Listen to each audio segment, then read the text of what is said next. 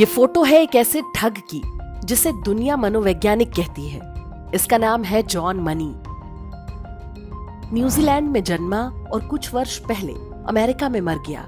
इसका कहना था कि gender of a person is not biological but the result of upbringing, यानी लड़का या लड़की होना प्रकृति नहीं बल्कि समाज तय करता है।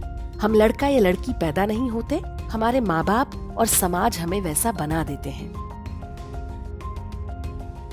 आप कहेंगे कि ये क्या बकवास है। जन्म के समय से ही प्रकृति तय कर देती है कि कौन लड़का है और कौन लड़की।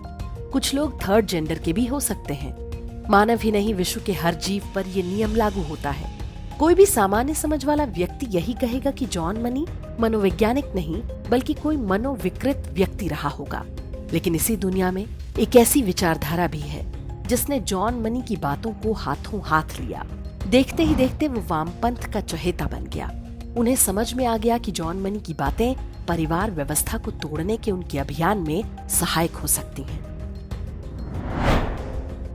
आप सोचते होंगे कि जॉन मनी की मूर्खतापूर्ण बातों का क्या हुआ।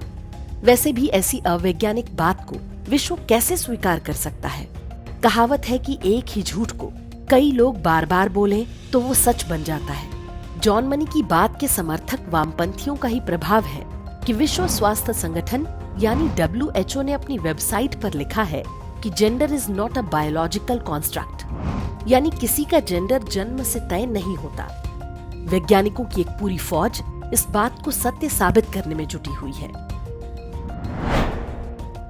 ये ठीक उसी तरह है जैसे कुछ वर्ष पहले ग्लोबल वार्मिंग यानी धरती का तापमान बढ़ने का झूठ फैलाया गया था। सबसे ताजा उदाहरण कोरोना वायरस है। सभी जानते हैं कि ये कहां से और कैसे पैदा हुआ, लेकिन जैसे ही आप सत्य लिखने का प्रयास करें, YouTube और Facebook जैसे सोशल मीडिया प्लेटफॉर्म आपको ब्लॉक कर देंगे। यदि आप में बलपूर्वक अपनी बात मनवाने या हिंसा करने की क्षमता है तो दुनिया आपके हर झूठ को सच मानेगी। तीनों अब्राहमिक मजहबों से लेकर वामपंथियों और लिबरलों तक में यही नियम चलता है। मानवाधिकार क्या होता है? महिलाओं की बराबरी किसे कहते हैं? धार्मिक स्वतंत्रता किस चिड़िया का नाम है? ये सारी बातें वही तय करते हैं जिनके हाथ में बंदूक होती है। उन्हीं की बात मानी भी जाती है। तो इन बातों का सबक ये है कि अच्छे लोगों को कभी हिंसा का त्याग नहीं करना चाहिए। जिस तरह झूठ को फैलाने के लिए हिंसा का सहारा लिया जाता है, उसी तरह सत्य की रक्षा के लिए भी हिंसा का विकल्प खुला रहना चाहिए।